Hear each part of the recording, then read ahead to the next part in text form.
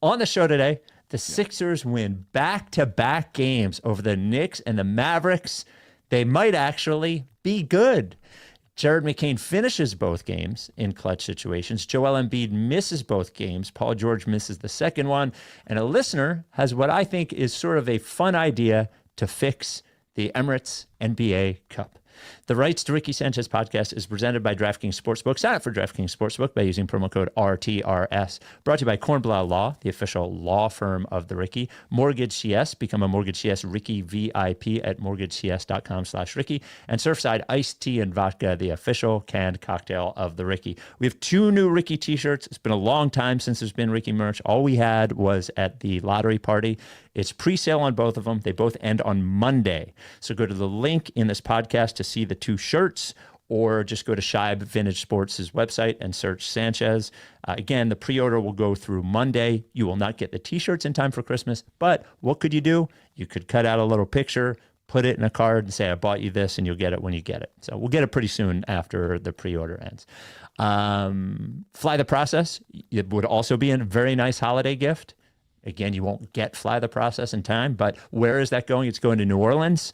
It'll be a rip-roaring time, as we will be very, very, very easy to hear on the broadcast that night if you've seen it video of any home Pelicans games at this point. It's February 20th to the 23rd. It is a Friday to Monday. Fans of Philly does all of the booking, all of your travel. It is awesome. It comes with everything. The flight, the great hotel, airport transfers, tickets to the game, t-shirt, pregame party, all that stuff. We're going to have a great time. Go to rightstrickysanchez.com/fly to reserve your spot. Or if you need a custom package, email joe@fansofphilly.com. All right. So you have holiday parties. You have New Year's Eve coming up. What should you have there for drinks? Well, you need a variety, but I can tell you what you better have is Surfside. Surfside iced tea and vodka, because it's not just our favorite. It's everybody's favorite canned cocktail. Why? Well, they have something for everyone, right? They have lemonade and vodka, iced tea, lemonade and vodka, green tea, raspberry tea, peach tea, whatever you want, they have it. It's only got 100 calories, right? You don't want to be packing on those pounds. Only got 2 grams of sugar. Tastes great, looks cool, and no bubbles. Get it wherever you get your canned cocktails. If you're having trouble finding it, if you want some of that great Surfside merch, you can go to drinksurfside.com. You got to be 21. Please enjoy it responsibly. Without any further ado, Amos and the chef.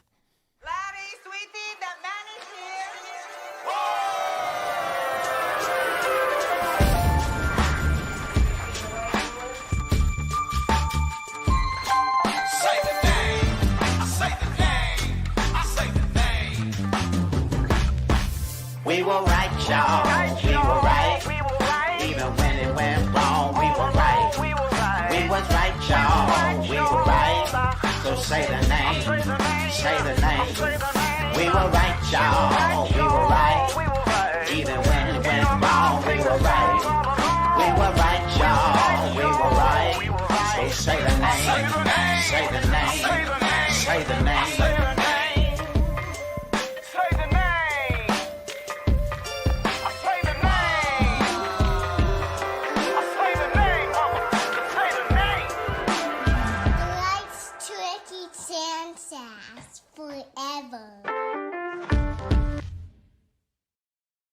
Welcome to the Rights Ricky Sanchez podcast. I'm Spike Eskin, along with a guy who is in a changing room. Maybe he's on top of a giant checkerboard.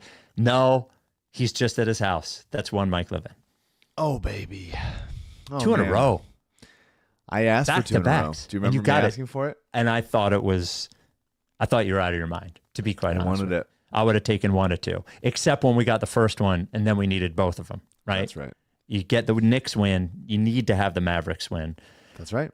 And they got them both. But both tough games, both, I think, very well played games, not just wins, but very well played games from the Sixers in would you say a number of different aspects, like a number of different promising things from both games? The Knicks win was great. They're just a pretty good team, man. They really are a pretty good team. They play hard. They play hard as shit. They're in almost every game. They're competing. They've won 7 of their last 10. In the 3 losses are the double overtime loss to Atlanta, the backcourt violation loss to Atlanta that was without Maxey, Yep. and the narrow loss to the Lakers where Joel shot 4 for 21. Mm-hmm. And those are all close games and Yes. could have gone our way easily. They're so much deeper than they have been in years past. Maxey is incredible. Edgecombe is coming on and taking another leap here. They're this.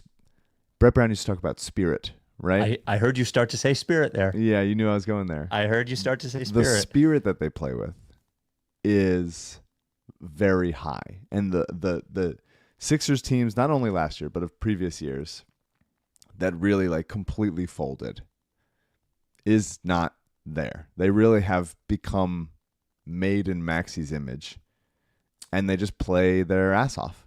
And it's great to see. It's a great thing to see. That's what I was about to say. I mean, the clear difference. There are other differences. You need the players to do it. All of those things. It's not just as simple as this guy is the emotional centerpiece of the team and not that guy. But some of it is just that simple.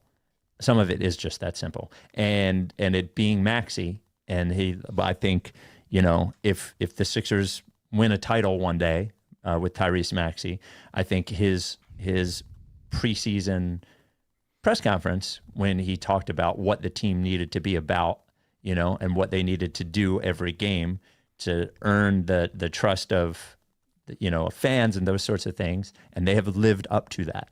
And I think they all deserve credit for doing it because they all have to do it, but he deserves credit for saying it and taking that on. And he doesn't stop.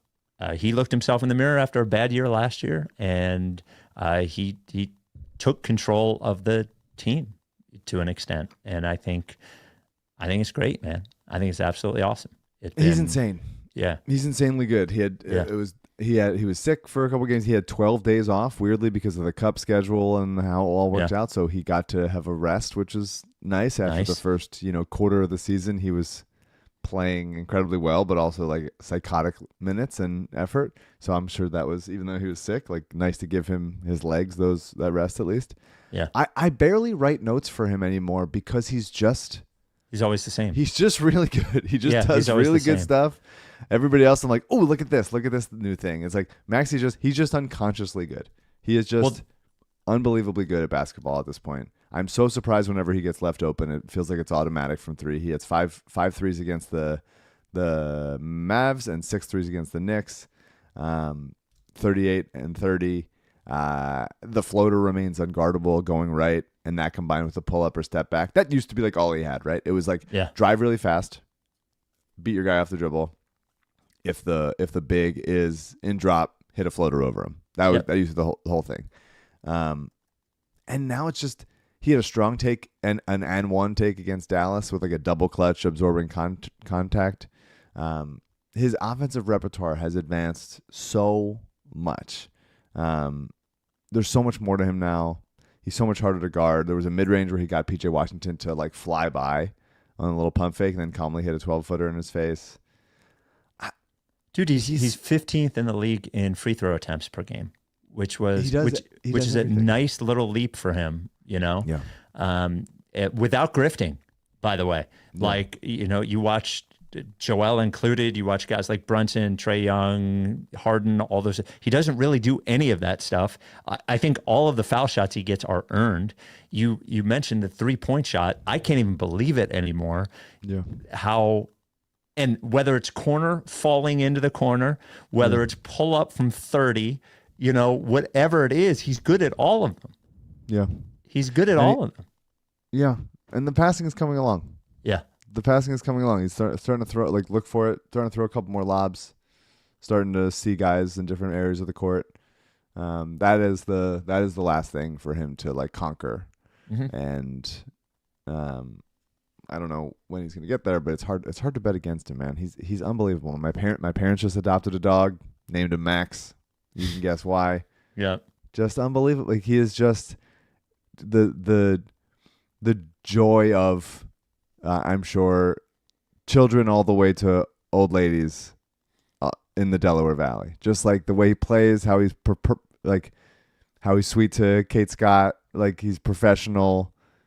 He's there for his teammates. Him and VJ have a nice relationship. It's just like, it used to be just like a nice thing that like, oh, we got this guy and he's it turned out to be good. We got him with the Mike Muscala pick thanks to the bubble, thanks to COVID ruining his chance at having a March Madness that would have boosted his stock. And now it's just like, oh, he's like a franchise player. He's a franchise player that you can build around, and he's just gotten better and better every year.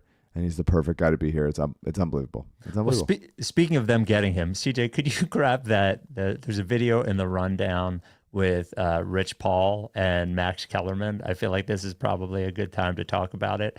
So, you know, we can thank a lot of people for getting Tyrese Maxey. Of course, Mike Muscala. We have to thank him. Daryl has long credited Elton. Remember when Morey got hired, it was close to the draft, and one would imagine Elton Brand had already been promoted at that point. One would imagine Daryl gets blame if it would have been a bad draft pick, so he gets credit for making it, but Elton obviously gets credit for settling on that. But in the most unnecessary podcast ever in existence, even more unnecessary than Mind the Game, Rich Paul is doing a podcast with Max Kellerman I think 3 times a week or something. No, it's something like that. I don't know. I don't know. And they sit around a table. It's a regular podcast. Oh, it's a regular podcast. Yeah, Rich Paul with Max Kellerman. But what's it called? I don't know. It's called Nobody Needs This, and nobody asked for it. I don't know what it's called. What's it called? Okay. Game Over Podcast. The Game Over Podcast from the Ringer. A podcast. Again, no offense to either guy. I think Max. It's a Ringer pod. Yes. I think Max Kellerman is very talented. I think obviously Rich Paul knows what he's doing. Do they need to be podcasters? I don't know. Sure. But here is Rich Paul specifically taking credit for the Sixers having Tyrese Maxey. Okay. The same age as someone else who was almost like they're around the same level, but he would think, I'm going to get up, I'm going to get to the gym at 5 a.m. and I'm going to get 2 hours extra in before he does. I'm paraphrasing, but he goes, and then, 5 years later, that guy can never catch up to me. Philly was going to trade that pick. And I called and I told Elton Brand, for sure, he'll tell you, I cannot lie on our pod. I said, Elton, I'm telling you right now, if this guy gets to you, you better take him. Because he should have been gone. Right.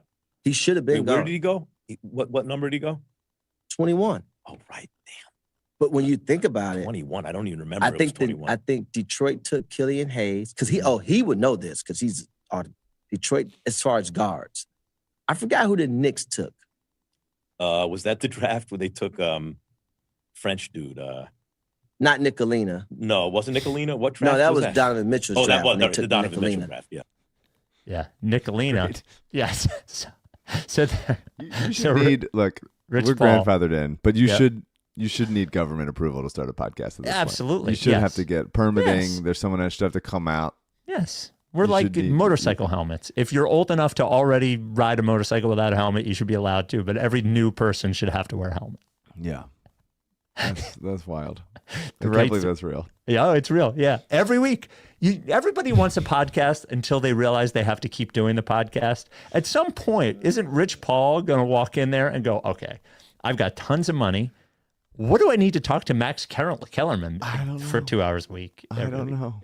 What do I need a podcast for? I don't know. He's It famous can't be enough. Everybody in the NBA knows who knows who fucking Rich Paul is. Rich Paul, LeBron, everybody.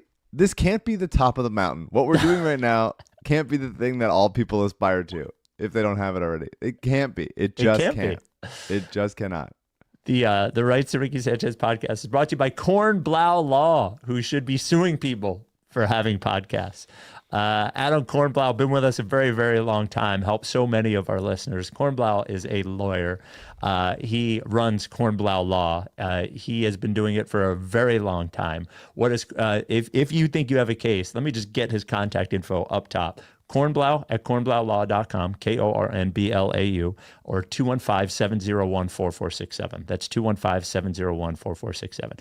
You probably hear, if you listen to the radio, you drive by billboards, you see buses, you see all these different personal injury lawyers. And they are one thing, but Kornblau is another. What a lot of those law firms are doing is, first of all, they have ridiculous ads. But the second part is they're really just referral services. A lot of them don't even practice law around here. They're really just looking to get you to call in so they can send you to somebody else. So you don't even know who you're calling. With Kornblau, you know you're getting Adam. Adam calls you back way too quickly, emails you back way too quickly. Because what? Because he is built for this. He is obsessed with doing this. He is very good at it, no matter how you've been hurt, whether it's injured at work or a car accident or slip and fall, whatever it is, medical malpractice, which is sort of their specialty. Kornblau will see it through, will make sure that you get everything that you deserve, but also will make sure that the process of doing this, which can take a long time, can be really complicated, that you'll feel good during the entire thing. Kornblau has also handled all kinds of different weird legal issues for so many of our listeners as well. He is really just a lawyer for everything. If he can't figure it out, he will find someone who can. He gets back to you in a psychotically short amount of time. 215, the number, what's the number? 215-701-4467 or Kornblau at kornblaulaw.com. That is Adam Kornblau, the official law firm of the Rice Ricky Sanchez podcast. Okay, so who do we move on to next? Because we have Barlow there. I think we got to go to VJ.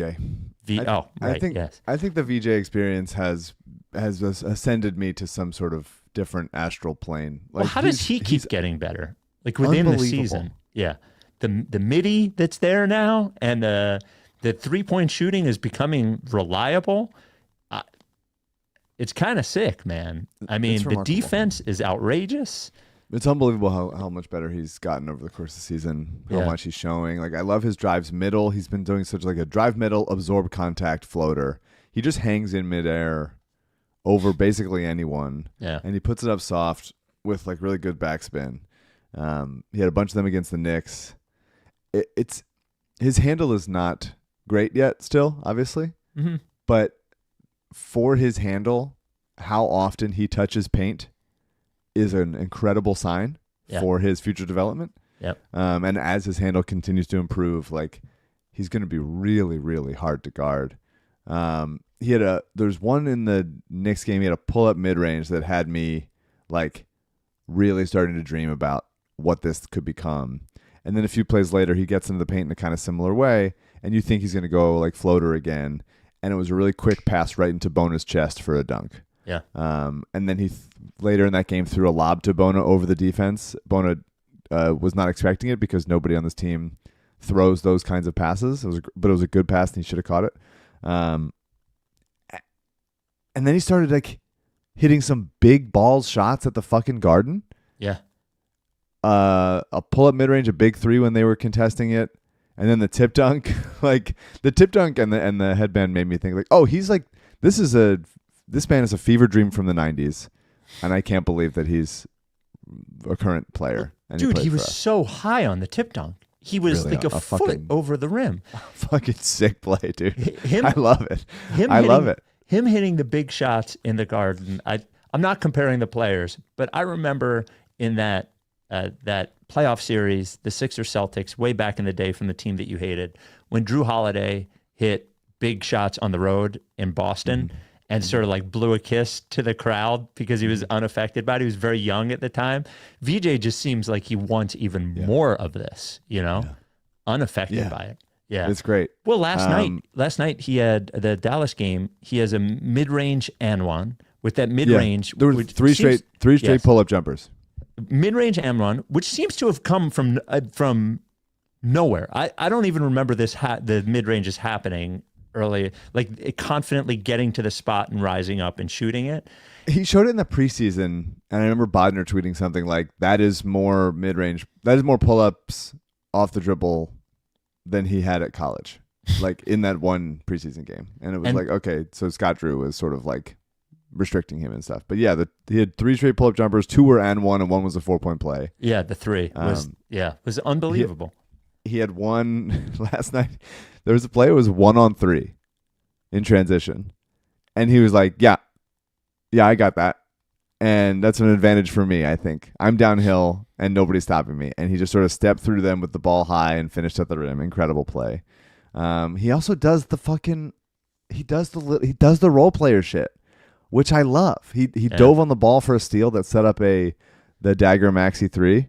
Yep. He gets a ton of extra possessions for them. Last night he had 3 offensive rebounds. The night before he had 2. I think there's other just like loose balls and steals and stuff that he picks up. There's one great play in the Knicks game that it's not a box score play. I'm not a box score guy. You got to watch the games. There was one play where VJ had Brunson on him, and he very emphatically goes, "I'm fucking screening for Paul George to force a switch. I'm doing that right now." And Paul didn't even really want to do it, but VJ was so like drilled into him. And he's like, "I'm fucking screening for you right now, and you are going to get Brunson on you on a switch." And PG was like, "Okay." And it was the first time all game that Paul drove, and he got fouled and got to the line. And it was just like, that's a veteran type shit thing to happen while also like respecting your veteran in that kind of way. I loved it. I thought he played Brunson tough as hell. He was physical with him. He was meeting him early. He wasn't letting him get downhill. He was keeping his hands back. He had a big block on him later on a pull-up that he usually hits. He's incredible. We are so lucky to have him. I said with Chris Ryan, under 1.5 All-Star games. Oh, it's over. That is purely to protect myself. Yeah. I'm going to keep that because he might hit the over this year. That'd be interesting. That'd be impressive. He's unbelievable, dude. He's unreal, and the organization can really start dreaming about like what this Maxey Edgecombe thing can become because he's fucking incredible. It's perfect, dude. How about the defensive possession down the stretch on Flag last night? Flag, who must have 4 inches on him, and probably has 30 pounds on him. Yeah. I would imagine. Just fucking locked him right up. Locked him right up. Flag didn't even want to shoot over him because the kid can jump out of the gym.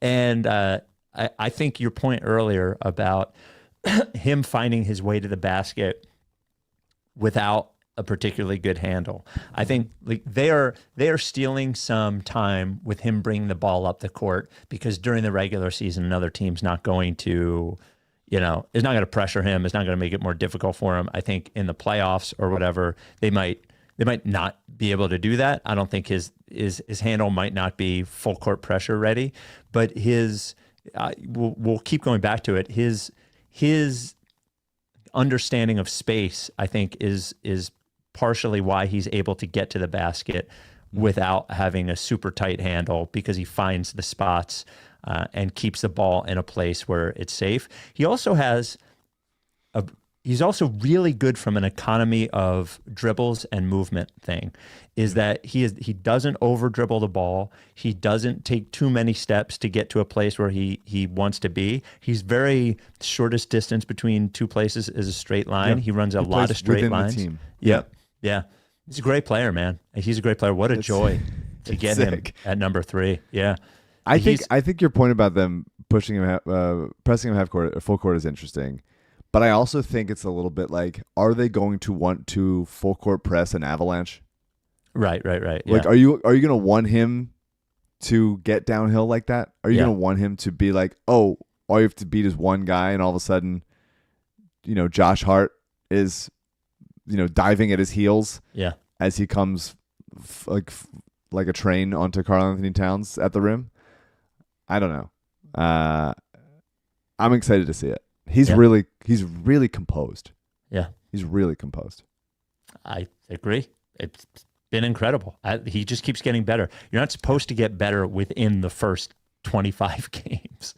Like not this significantly. His confidence is growing too. And they are, I think you talked about it earlier in the year about him starting when we were talking about who might start and I think the vote of confidence that the organization gives him by starting him and having him in closing lineups and those sorts of things. And then when Maxey is out, he is sort of primary ball handler is good for him. And he's also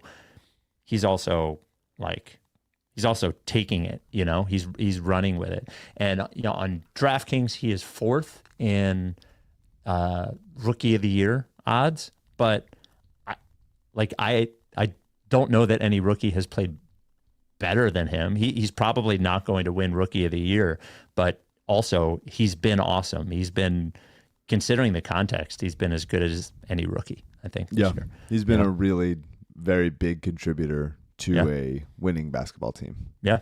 In a situation that, we talked about a little, like, Stan Van Gundy on the Prime broadcast said that coming into the Knicks game, I don't know how it is right now, we should check, but their most played lineup only had 39 minutes together. Yeah, they've had 16 different starting lineups as well. And that's just like in 25 that's games. An impressive ability to next man up, figure it out, and go from there. And that's a really nice sign. And in that Dallas game, second half of back-to-back, no Embiid, no Paul George. They had 19 more field goal attempts than Dallas. 19. Offensive rebounds were 20-8. Turnovers were 18-8 advantage. Well, that it speaks to this is gonna be the season that you actually concede on Drummond, because he's getting big rebounds every game, especially off the contested rebounds. Yeah, I think it's Drummond. It is Barlow, but it is also guards who are. I think McCain has done a nice job rebounding. VJ does a nice job rebounding. Grimes. Yeah, Grimes has done it, who has had a rough few games, but has done a nice job rebounding. It is, and that goes back to they play their ass off. They play as hard or harder than every team that they're playing. Drummond's been great. He's been great. Him and Grimes, the only guys that have played all 26 games. He hits 3 threes in the Knicks game at the Garden. Yeah, he's good. I mean, incredible. The perfect Drummond thing for me is he hit 3 threes, and then he gets a wide open, like, 6-footer on the baseline push shot, missed it by 4 feet. Yeah, and it was just like, it's just beautiful. Like, it's just beautiful, dude. He really is like, and one of those threes was him running to the wing in transition and like stepping into it. Yeah, like it was him. It wasn't just it's not a safety valve thing anymore. Like, he is seeking them out, and it's cool. It's cool to see, and it gives them. It not only allows for him to have more space and hit those, but it also allows, like, he's not just clogging up the paint and allowing his guy to easily contest Maxey or whoever. I really liked how he played against. He was good in both games, but I liked especially how much he was clearing out space against AD. Mm-hmm. He was bullying AD. Totally bullying him. There's obviously Anthony Davis should be playing the 5, of course. Yes. He's not a good jump shooter. Everything in the bubble was completely fake. Yes. From him specifically. And also, it's a fake championship. I know you're gonna say that, but I was just talking about AD. Yeah. Well, because it happened because anyway, continue. But he just, like, absolutely moved him around wherever he wanted to, and then had nice passes off of it. He had a big offensive rebound, then hit a cutting Barlow for a dunk, another bounce pass to Barlow for a dunk later down the lane. He's just been good. He's been good, and he's been limiting I think there's the part of Drummond that is, hey, I used to be a really, really good player. I was like an all-star, and so occasionally I'm going to need to do some stuff offensively that can prove that I still have it, or everyone remembers that. And that went pretty poorly last year. And then also most of the times this year, if he's trying to, like, do a bunch of, like, post moves and spinning and stuff. And now he's replaced that with, all right, I'll take open threes in the corner. And that's great. That's great. I'm happy with that. It's awesome. Yeah. Yeah. I got I'm just going to have to describe it like it is. A pissy little text message from Andrew Unterberger. Okay. And he said something to the effect of, should I just read it? Yeah. You text me about the show, I can read your text on the show. He says, you and Mike better talk about Drummond making his 14th 3 of the season on the next pod. He already hit the over. Y'all were so incredulous. And I said, I've been pro Drummond corner 3 for a while. This is not fair at all. He goes, there was all caps scoffing at the 13.5 over under. I've gone back to the tape. Wow. So a couple of notes. First, I want to play the tape. So here is what he says is scoffing from the preseason over under pod where he said it at 13.5. I don't think it's scoffing, but go ahead. How many threes will Andre Drummond make this season? Over under 13.5. Oh, that's way too high. I'm going under. Yeah. Wow. Yeah, I Image guess on I'll screen. go under as well. I like that he's taking him. I'm not opposed to they don't look bad. No. But for his career, Andre Drummond has made 18 in 904 games. So he had 3 last year. His career high in makes for 3 is 5. So Well, but he's shooting them more. he's shooting them more. Yeah. He's shooting them more. There we go. So we Wrong.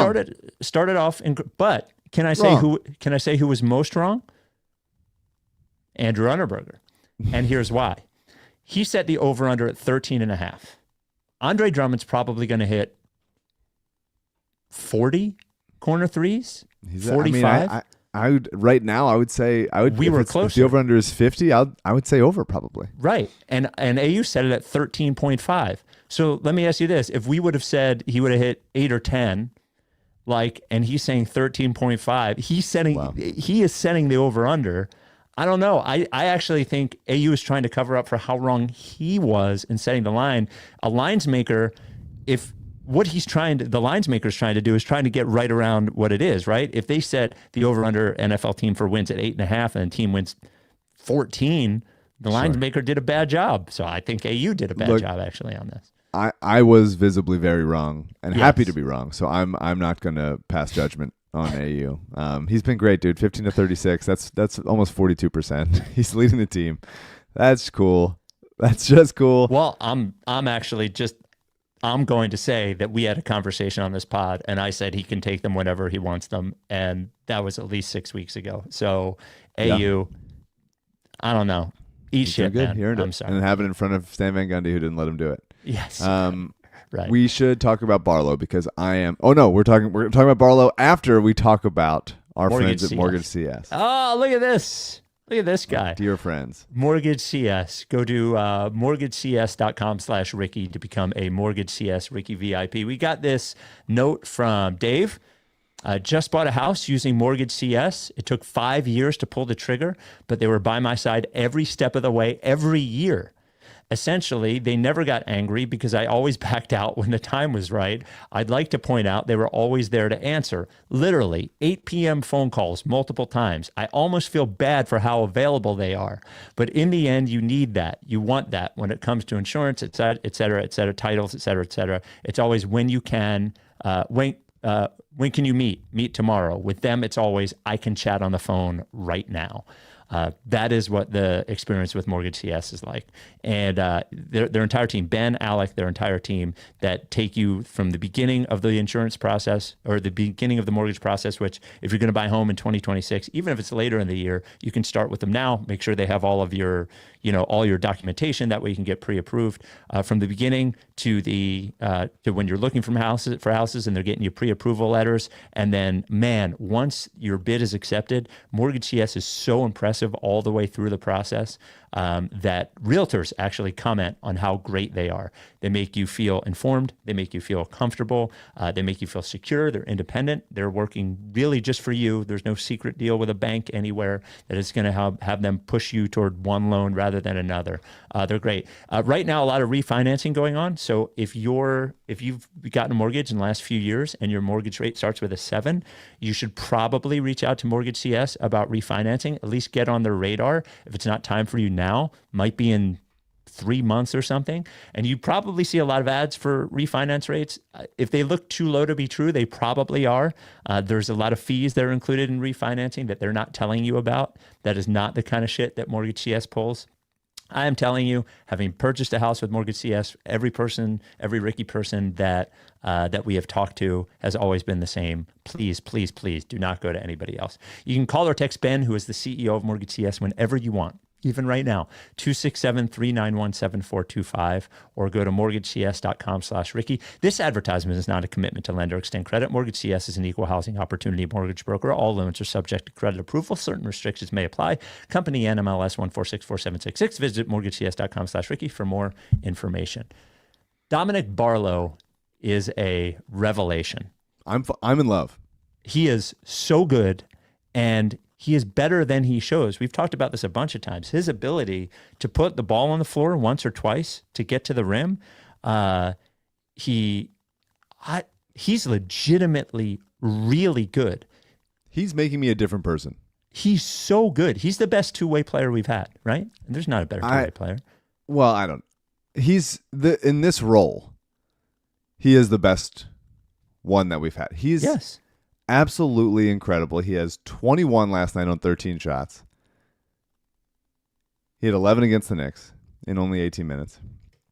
He's starting on a two-way contract. He's just doing everything right, except for the one thing, which we'll talk about at the end of this thing, which we do every time.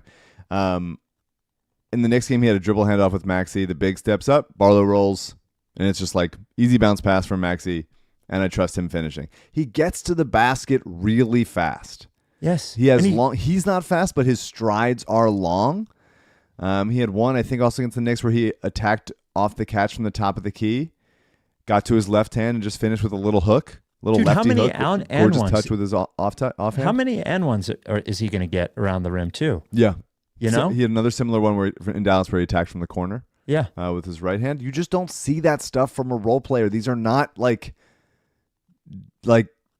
just open catch and shoot shit, or he's under the basket and it's a layup. Like, he's doing fucking tricky stuff. He runs to the rim in transition also, and they're starting to find him more. They're starting to see that he's open. There was a little alley-oop in transition from Maxey in the next game, where he barely got over the rim and just put it down. Nothing fancy, nothing emphatic. And in doing that, I realized he is kind of doing the Nick Batum stuff. Without the shooting, but with that we've been missing. He's good at moving the ball around the perimeter on offense. But he moves the ball on the perimeter. He's long. He's sinewy in the same way. He can just get sneaky offensive rebounds just because of his length. He gets in places. He's been incredible. He had a pick six and dunk right in front of Cooper Flagg early part of yesterday's game. The second play of the game. Yeah. Yeah, he had a pump fake to get AD up in the air and then hit an up and under on him. That's fucking Anthony Davis. There was a time when he had Ryan Nembhard on him, who's great player, great young player. I like him a lot, but small. And he just was like, "Oh, I'm posting him up. I'm going to move him out of the way, and I'm going to get an easy bucket." And then the play where he still does the role player stuff, where he dives on the ground for a loose ball through a 30-foot ground ball outlet pass for a layup. He's unbelievable. He's absolutely incredible. He has been fantastic. The shot looks horrible. They are leaving him wide open to take it. I need him this offseason to completely rework his shot, but I'm giving him a 4-year deal for as soon as possible. I'm giving him a 4-year deal. Absolutely. Do you think get him here long term right now? I agree. Do you think he has played his way out of the Hinkie special, in that maybe they have to pay him more than league minimum with unguaranteed years for his first? Are we going possibly overboard? Or I think possibly, but I would do that now. Maybe the agreement you can make with him. That's why I'm doing it sooner rather than later. I think the Sixers are still thinking we'll get under the tax, and we found this guy, we can find him again. We can't do the thing we did with Yabusele with Barlow. This guy is younger. He's a better defender. Oh yeah. He his fits upside perfectly on this team. He can continue getting better. Maybe you decide, Barlow's making nothing this year, and he's on the two-way the rest of the season. Maybe the Sixers can negotiate hey, we'll bump you up and we'll give you a 2-year deal that is with a player option that is for a cheap type situation. Because you might be right. He might be I'm going to get fully paid, but it's the Sixers have a little bit of the control because they can decide, well, what do you want to do this season? Yeah. But Barlow's been incredible. With Jabari, who is a guy I like and who's doing exactly the stuff that I thought he would do, and he's been very helpful, and he closed against the Mavs and came up with a bunch of big rebounds to ice it. I also think he should be on a standard contract, and I also would like him to be here for a long time. I thought he did a decent. Barlow's better. Barlow has there's a higher specialness to him for sure. Well, before we move off him, just one more thing on Barlow is he does a thing when you're moving the ball around the perimeter. we were talking about, he does move the ball, he passes the ball well, he sees the court well, but he even does the thing where he will take a dribble or step or two into the middle of the defense to draw the defense a little bit before he passes it. Do you know what I mean? Like, he puts a little bit of pressure on the defense to do that rather than just moving the ball around the perimeter where it doesn't do anything. You know, he is a smart offensive player and more skilled than he has. Now, I don't want him to stop rebounding, you know, but would he have 16 in the first half against Dallas and I think 21 total? And they trust him. Yeah, they trust him. He's been great, dude. He's a little bit like, you know, he was a high-ish level prospect. He goes to Overtime Elite. I always forget which one it is, but one of those like fake teams that happened in COVID before NIL was there. He's sort of in like a no man's land. Really wish he had played college basketball. Would have been interesting. And he goes to the Spurs and just sort of like doesn't really have a role, whatever. And it's a little bit like when the Eagles take offensive linemen who have kind of flamed out as offensive tackles and make them guards. Like Becton. Becton. Yeah. And it's like, oh, you're not that good at this kind of thing. But let's bring you in here and see if you can do that. And now he's like so overqualified skill-wise to do the role that he is being asked to do. And it's been delightful. It's been really, really great. I'm so happy with them. They need to keep him. Like I threw several tantrums about Yabusele last year. They still should have traded him. I'm still right. You were right that I would think that, and I'm still right about that. But they don't miss him at all, obviously. And Daryl, I think, has the confidence of his front office to be like, hey, we can always get a role player. We can always go find a young role player and make it work. They haven't all the time. Yeah. But they've done a good job this year. They've done a great job this year, an incredible job. Yeah. With Barlow and Walker, and even Justin Edwards, you can add to that from last year of him for his first year in a regular and potentially contract. Watford. We don't know yet on Watford, but Watford's great. Watford's definitely great. I would count. I mean, I should count Watford in that. I was imagining him as even no. I think you should count Watford. He's not making any money. Yeah. Yeah, and he was a great signing from the get-go, and hopefully he comes back soon and looks good. But they just are really, they can't let, when guys, there needs to be some level of continuity when things are working out. You don't just have continuity for continuity's sake. You don't just go like, we have to re-sign Tobias for another thing, like whatever. But like, there is a level of, hey, we're this leadership role player, guys and continuity guys, man. Yeah, and we just want a good team. Just anything. But I really think Barlow has upside. I think that I think so like, too. he's the perfect kind of like keep it moving player that also defends his position, and he can play a little small five. I think he played some five against the Knicks when Bono was in foul trouble. He's been great. I'm fully in love with him. I can't believe how good he's been. It's unreal. Well, and they're gonna have to move him to a full contract because they're gonna run out of days to play him, and they're gonna need him to play at the end of the season. They're gonna need him to play in the playoffs.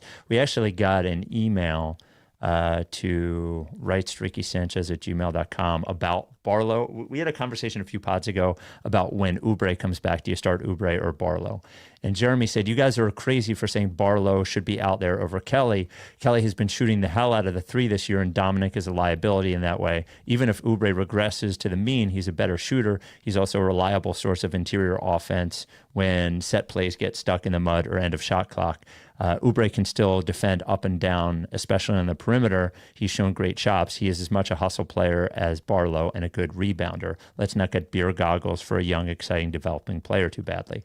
I think that the difference here is that if Paul George is starting, I think they can deal with Barlow's non-shooting. Yeah. Like if Paul George isn't starting, I think I can understand having Oubre in there over Barlow, but I do think Barlow's size and his rebounding are more valuable in the Embiid and Paul George situation from Barlow than Oubre's skill set. Would you agree? I definitely agree. I love Kelly. I'm a big Kelly guy. Shooting the hell out of the ball is a stretch. He hasn't played in a month, and he was 34%. Which is fine. That's fine for him. It's I'm fine, but it's not shooting the hell out of the ball. No. Yeah. No. but they certainly cover Kelly shooting threes a lot more than they cover Barlow shooting threes, and that's fair. It's fair to point out. And you might go like, okay, when Embiid's not there and it's Drummond starting, even though Drummond is now a marksman, would you want someone that's a little bit more offensively gifted in Oubre, or at least like someone that you have to cover more? Maybe. I think we'll see what happens with the contract. If they're gonna bump him up soon, I really would love that to happen soon. I don't want the fucking apron and the salary cap and fucking the corpse of Eric Gordon to like stop me from getting like full-time Dominic Barlow. Like they found the good guy. They found him. He's here. I think what they do is they wait until the trade deadline so they can hold that roster spot. Yeah. No, so like they have one empty roster spot, which you would assume goes to Barlow, one full-time roster spot at that point. But if I would guess they have enough games. Sixers Adam posted it yesterday in one of his, sort of like the lineup tweets that are nobody engages with. Yes, he does. Yes, he does. but he had the number of games that the two-way guys have left. Truly. I think Barlow can get to the trade deadline with the number of games he has left. I'm sure they're tracking all that shit. And Sixers Adam certainly is. But can't you just do like, can't you call some cheap team, some fucking like Jerry Reinsdorf team to be like, hey, take Eric Gordon and we'll give you $200,000. And you just trade him into their cap space for and you just like Eric Gordon in cash to the Bulls. And they'll just go like, oh, great, free cash. And then the Sixers get to have the extra roster spot for the trade deadline, like you mentioned, but also keep Barlow on some very good contract. Can't we just do that? Can you just find some fucking with Barlow? Hope he fine. It's annoying. It's annoying to have to worry that we're gonna get like salary capped. We're gonna get duck the taxed when it comes to Barlow. I just don't. I don't want them to. There's something a little bit about like, well, we found him. We can find him again. Nah, I'm annoyed. I'm pretty annoyed. Keep him. You found him. He's here. I think he's beautiful. I think they'll keep him. The Rights to Ricky Sanchez podcast presented by DraftKings Sportsbook, an official sports betting partner of the NBA. Of course, Christmas, there will be a lot of DraftKings or a lot of NBA for you to bet on with DraftKings. They also have early exit, which is if you bet on a prop, if your player gets hurt, leaves the game in the first half, you still get paid. So you don't lose your money in that way. I wanted to do a little DraftKings futures, and see what you think of these things. So first in the NBA with our Sixers. So where do you think Maxey is from an MVP standpoint in terms of like rank?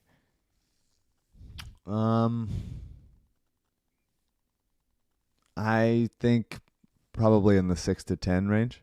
So he's tied for 5th. It goes Shai Gilgeous-Alexander at plus 110. There's a DraftKings. Jokic at plus 180. Doncic at plus 400. Cade Cunningham at plus 6,500. He's right there tied with Wemby, Brunson at plus 15,000. Just pretty outrageous that he would even be there. I also, Edgecombe at plus 2,200 for Rookie of the Year. Yeah. Look, if this team is good, like if they end up at a 4 or 5 seed or something and he's a starter, people are going to start doing the thing where the conversation will be about what he is doing on a good team is more valuable than what guys like Knuppel or Flag are doing on bad teams.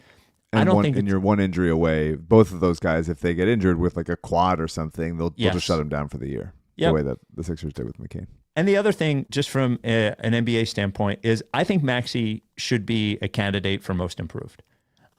He's not even in the top 10. And I think from him to go from, I don't know, top 30 player to first team all NBA player is a pretty huge leap, with all due respect to Jalen Johnson, Austin Reeves, and Denny Advia. It's like, I think Maxey should be in that conversation, should not be behind Dylan Brooks. You know? Yeah, it's the hardest leap to make. Yes. From good to great. I think it's hard to give most improved to an MVP candidate. So it's just sort of the way things go. You get sort of sorted in this way. Yep. Jalen Johnson is probably going to win it. He's been great also, but yeah, That's fair. Fair point. And also, what is your feeling? So the Eagles are now 5th in Super Bowl odds. They're behind the Rams, the Seahawks, the Broncos, and the Bills. They're plus 1,000. They are plus 500 to win the NFC. The Rams and the Seahawks plus 225 and plus 260. What do you think at DraftKings? Do not spend your money on this Eagles team. I'm telling you, dude. Don't do it. They can't. We've seen what a Super Bowl team looks like. We've seen what it looks like when this Eagles team looks like a Super Bowl team. This is not it. Like it. Yeah. This doesn't look like it at all. At all, it doesn't. I'm not saying there's a ton of great teams out there but like you just let bet on other teams. Let the Eagles just let them be a nice frustrate surprise. you. Yeah. My dad asked why, because I said this line to him yesterday. We've seen the Eagles look like a Super Bowl team, and this is not it. And he's like, well, why do you believe in the Sixers then? I was like, well, we haven't seen that, so we don't know. Yes. We couldn't possibly know what a Super Bowl, what a NBA championship winning Sixers team looks like. Well, but we do know what an Eagles one. Yes, and none of us are saying that this Sixers team is going to win the championship either. No. I know that's not what it looks like. No. I know I agree with you. I know Eagles, like, go rewatch that game from yesterday and make pretend the Eagles aren't the Eagles, and you tell me how good you feel about how that looked. So they are officially they did could beat anyone. Body the Raiders the way that you said they would. So I'll give you that. They did body the Raiders like you said they would. I'll give you that. They did. Well, the Raiders gave up middle of the first quarter. When the Raiders woke up with 5 inches of snow on the ground, the Raiders were like, we're fucking going home. The Eagles are officially could beat anyone and could lose to anyone territory in the playoffs. Yeah. DraftKings is where you make all these bets. As I mentioned, they get early exit. Your players goes down the first half. You still get paid in cash. Download the DraftKings Sportsbook app now. Use code RTRS. That is code RTRS. New customers can bet $5 and get $200 in bonus bets if your bet wins in partnership with DraftKings. The crown is yours. Gambling problem? Call 1-800-GAMBLER. Got to be 21. See show notes for details. We talk about Jared McCain.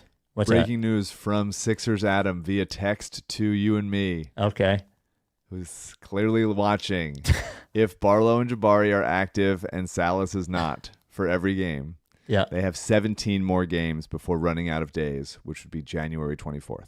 Okay, which doesn't get them to the trade deadline. Which doesn't. Okay. All right. Well, that's good news. But I think I wonder if they go once Watford or don't activate one of them come back, for each then game. you don't activate one of them. Probably Walker. Gets inactive for a little bit.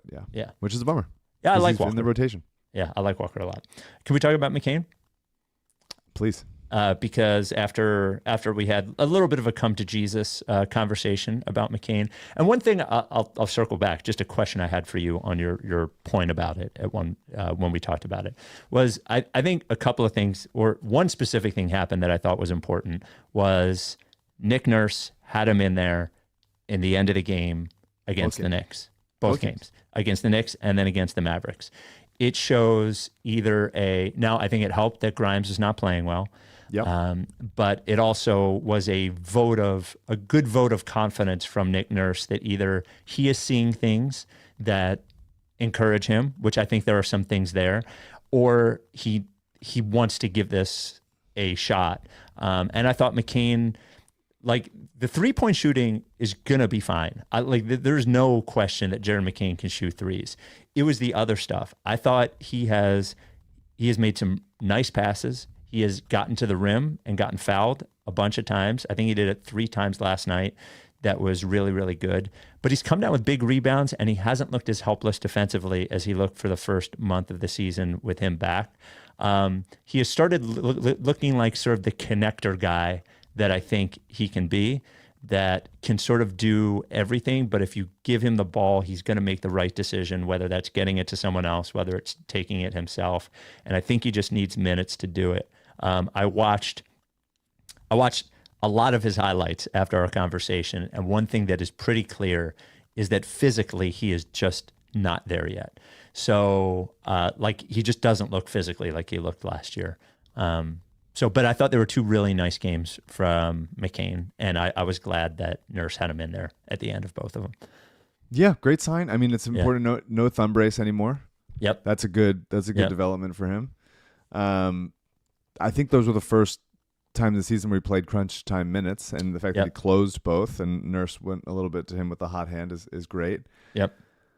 Here's the couple things I noticed from this game about McCain is that when he has Jalen Brunson, Tyler Kolek, Brandon Williams against the Mavs on him, he made plays, right? End of clock, he had Brunson on him. He just did what Brunson did to him. Backs him down, get to his mid-range, bump, jumper. Yep. Did a similar thing against Kolek. He bumps him to the nail. This time it's a pump and a step through with a scoop finish and one. He worked him again later. Had a step through finish on Brandon Williams last night. He tries it against Anunoby, same thing. Blocked, insulting way. Blocked with the heel of his hand. Mm-hmm. And he has some of that like gets to the rim, doesn't know what to do problem that all shorter guards have to work through. He did have a couple nice finishes. Little scoop, like scoops from a distance are hard to do. That's a weird scoop from like off the backboard from where he takes them is tricky. He's just right now, and maybe it's like you said, he's just physically not there yet. Trusting his knee, having the burst, whatever. But right now he can do his thing against guards that are his size, but against NBA length and athleticism, he still is struggling. And you mentioned the three stuff. It was two great games. I was really happy to see it. 12-5-5 against the Mavs, 12-3 against the Knicks. It was good development. 30 or something against the Mavs. Yeah, that was crazy. Plus 29, unbelievable. Yeah. Great to see. All great to see. And the threes, I'm not as automatic as you are right now. I'm not saying they're not going to get there, but he takes a little while to get them off. He doesn't get the elevation on him that Maxey does. That's why I think he was trying to do the no dip stuff, and that's a way to like cut down on his release time and open up his angles. He doesn't elevate that much. He was 1 of 2 from 3 against the Knicks. He was 1 of 5 against the Mavs. I think it's also a volume thing. I would like him to take more consistently from there. I'd also like to see him create for others more, and we started to see that last night. He got a transition dunk for VJ.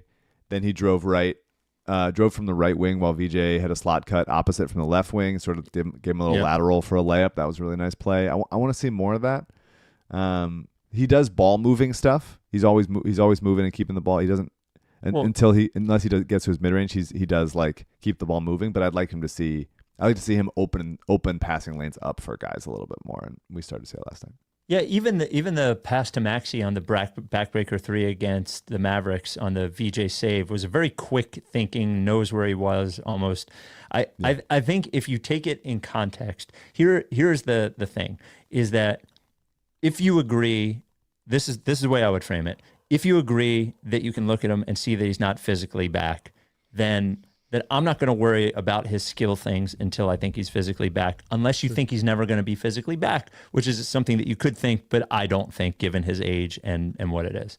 And then I think if you take a step back and look at his season in a macro sense, it's slow, but it's been steady. Right? Like you're saying he's only taking on the guys that are his size now. At one point, he was completely invisible out there and he was a disaster. He's starting to get the handle back too. You can see the confidence in that and timing on his handle that I think has been good as well. So I was really glad that Nurse left him in there at the end of the game. You know, I thought it was too. Yeah. Those 2 nice games. And I want to call out the defense. Like he's going to be been much better. Big rebounds disadvantaged one-on-one, but he's got good spatial awareness, good corner awareness, and he's had some nice off-ball plays on defense where he'll anticipate a pass and pick it off, or like, oh, there's a wide open big underneath, and the pass comes, and here comes McCain from the opposite wing to like knock it away before the guy can get a dunk out of it. He's seeing the floor. He's not lost out there. It's just like when he is, not trusting his speed, athleticism, handle, whatever. He's so small. It's just really hard to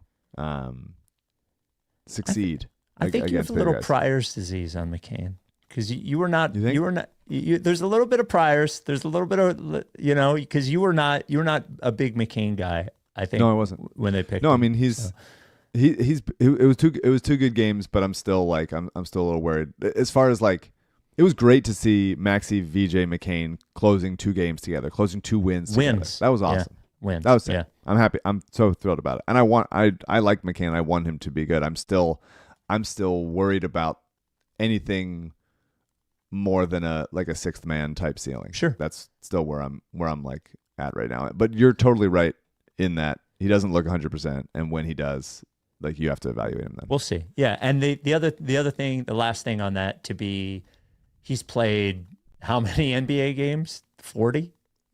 Over 2. I mean, essentially still rookie level in terms of experience. So with the injury in the middle of it too.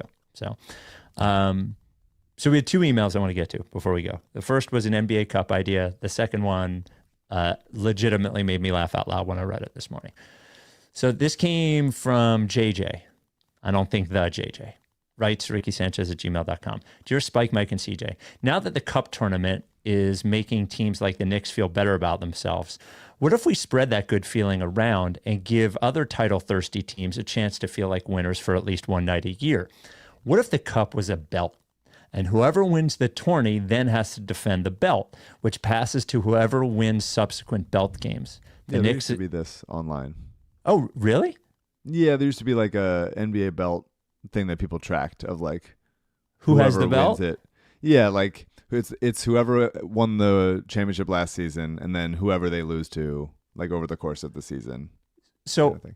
I think what you could do too is you could designate. You know how in wrestling, if you have a belt, you could say they have a match, but it's not actually for the belt. Like, it's not a championship match. Like, you could have the belt and not every game you play is a belt game. Like, they could designate belt games. Yeah. I think the belt would be fun. It'd be fun as far as the cup goes, for sure. Yeah. And you can keep it going after that. I like it. So then where is this email? Okay. CJ, do you have the photos that I sent you today of those hats? He says. Why are you looking for it? On email? Yeah. It came from the Ricky account. I said, Why are you looking I'm for going to it? want these photos. What's that? Go ahead. Just finding it. Yeah. Paul George, really quickly, didn't play well against New York. No. Started out very cold, was doing ISO stuff. Kind of the only time the ball slowed down was when it was him taking some bad shot selection. Yeah, I forgot about Paul George because he didn't play against Dallas. Right. Doesn't play in the back-to-back. I asked him to play in the back-to-back, and he didn't. I told you he would not. There was well, no I was chance. asking him to do it. Yeah.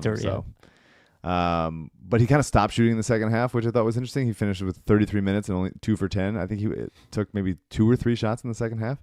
But I want to call him out for some big rebounds, and his presence out there is still positive. Finishes with the plus 16 in that game in 33. Like, he's just, there's something about, you're not paying fucking 50, 60 million for like just competent stand in the right place stuff, but that is what we have right now. And some games will be hot, some games you want.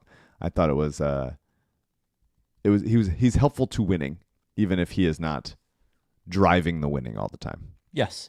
And as soon as we got 2 Embiid games, then we got 2 games where there's illness plus right knee management. I want to be clear that the right knee has been injured for 5 weeks, and we still have not been, there's been no indication as to what that injury is. It is not left knee management, which is the injury that kept him out of most of last year, and he had the surgery on. So just compartmentalize, folks, compartmentalize. So I'll put this hat up on there. CJ, put this hat up on the screen. This email came from Murray, writes RickySanchez@gmail.com. Hi, Spike and Mike. Me and my friend Sonia had these hats made during the 2022 season.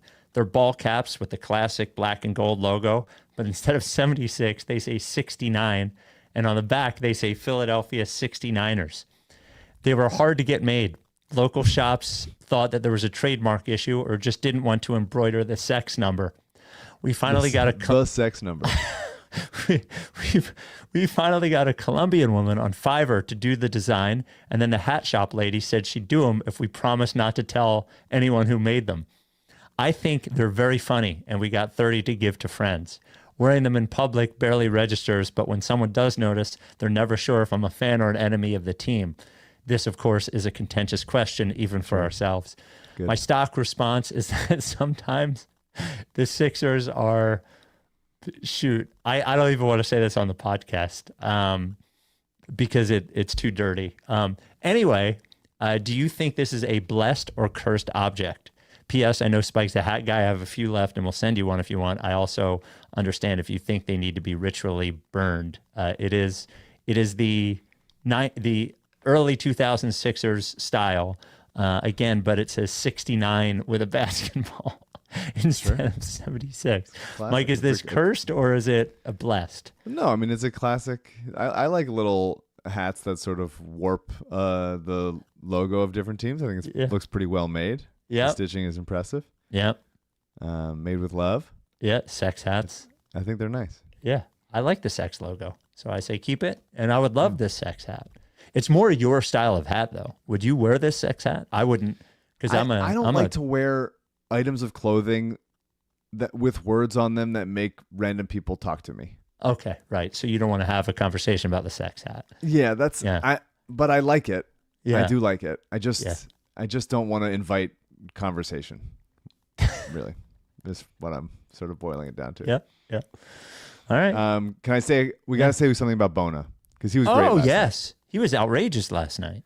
He was a little skittish against the Knicks. 3 fouls in 4 minutes. But a couple really nice blocks on OG. He has such good timing and body control on those. How about the corner three? It's a big corner three. Was great. He's a weird player, man. He's a weird player. Yeah. Because he's not really a 4. Drive he's not really a 4. He's not really a 5. You know? He's a 5. He's a 5. He's just an undersized 5. He's definitely too small. not a 4. Yeah. And I love he fucking tries it, dude. He's always trying it. There's a lane to the basket. He's like, here is my time. I am going down to throw something onto Dan Cafford's head that he can never get off of it. Oh, dude, he tried to murder him last night. Unreal. And I thought he was great on Anthony Davis.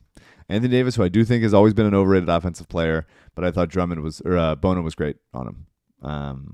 It was a really nice, normal Bona game, which is good to see. It was 10 and 8 in 25 minutes and a plus 17, just like really very, very solid.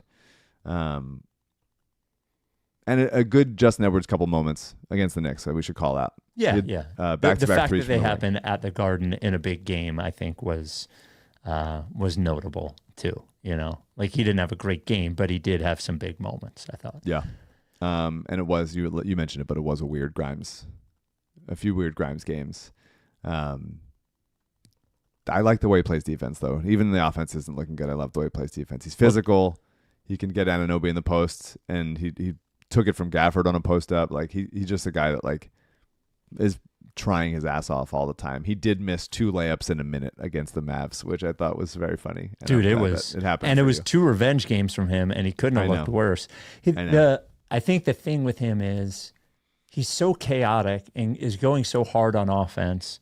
And he has so many Danny plays that when he's not hitting his shots, he kind of feels unplayable, you know, because offensively, he doesn't slow down. He's not a ball mover. Yeah, I'm not saying he's a ball hog, but he's just too error prone to not be making shots, I think. So yeah, it doesn't bother me as much as it bothers you.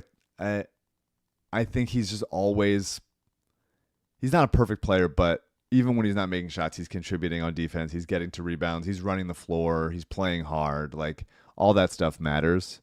I was just calling it out because of the Danny conversation. Yes. Of his spiritual successor. Yes.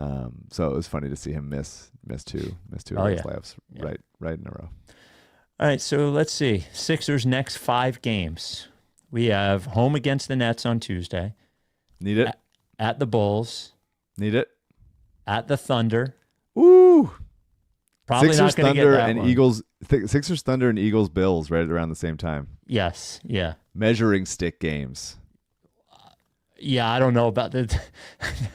You know what? I think those are both losses. I think and yeah. I think I'm fine with the Sixers losing to the Thunder. If they beat the Nets and the Bulls, they are more than welcome to lose to the Thunder. Yep. And then they got the Grizzlies on Tuesday and the Mavs on Thursday. Yeah. On New Year's Day. Yep. So out of those 5, give me 3. Give me 3. I need 4. Ah, come on. You got to get revenge on the Bulls. Yeah. You can't lose to the Bulls twice. Yeah. Obviously, got to beat the Nets. Yeah. Grizzlies and Mavs. Yeah, if you wanted to lose to the Mavs on New Year's Day, I guess you could. They're not a terrible team yet. It's road game. It's a road game. They will have been out for New Year's the night before. Yeah. Maybe Maxey has everybody over to his place in New Year's since it's in Dallas. That's a thoughtful. This team plays together, man. They play hard. Yeah. They play with each other. They seem to have a good time. And they're, right now they are 12th in offense, 12th in defense. I'll take 1.6 is their point differential, 16 and 11. There was that game that they lost by like 45. That's how point differential works. I know, but they haven't beaten anybody by 45, so we need to steal that. Yeah. All right. They're 4th. They're looking good. They're just looking good. This team is going to, the 10 seed right now is the Bulls at 12 and 15, and the Bucks are 11 and 17 and falling fast without Giannis. This team's going to play playoff games. Maybe playoff game if they fall to the play-in, but this last year is seeming more blip than they did it on purpose just to get VJ Edgecombe. I think it's worth it. I think it was worth doing. I was saying that since December. They waited too long. I was begging them to do it on purpose. It's a good point. Well, maybe we wouldn't have gotten VJ. So, everything happens for a reason. That's right. All right. We will talk to you Tuesday after the Nets game. Enjoy it. 2 in a row. Back to back. Nice. Are you done with TTP? Yeah. Lick face.